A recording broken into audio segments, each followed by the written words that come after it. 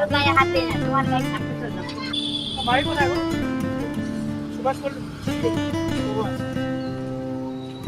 ফাঁকা না, খাওয়া দাওয়া করছো? খাই আর কিছু পাচ্ছি না। এইটা তা কি হয়েছে? ভেঙে গেছে? গাড়ি নিচে পড়ছিলাম। ও আচ্ছা। তুমি এখন কি রাস্তায় রাস্তায় ঘুরে বেড়াও? আমি একটু ঘুরে শিলিগুড়ি কলেজে? হ্যাঁ, আর জানো যাই হোক, ঠিক মতো খাওয়া দাওয়া, টাইম মতো খাওয়া দাওয়া করবা, বুঝলা? খাওয়াটাই তো হয় না না। খাওয়াটাই তো মেন। না খালে শরীরে বলতে কি করে?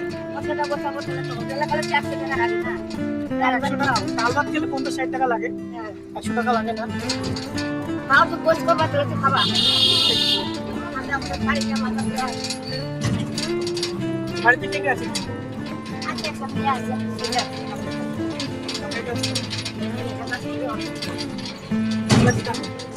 ওর বাড়ি না, আমাদের বাড়ি। ওর বাড়ি। মেয়েদের সাহায্য আছে। মেয়েদের এই ছাত্ররা যে বাচ্চাগুলো বাড়ি থাকবে, ইচ্ছা করছে। পড়াশোনা করতে চাচ্ছে, পয়সা দিচ্ছি।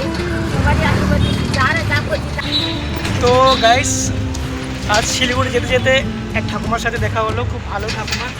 ঠাকুমা আমাকে আশীর্বাদ করলো যেন আমি জীবনে অনেক বড় হতে পারি।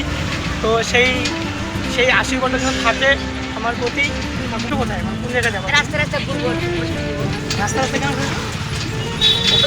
তোমাদের মতো মানুষ খাবে না বলো।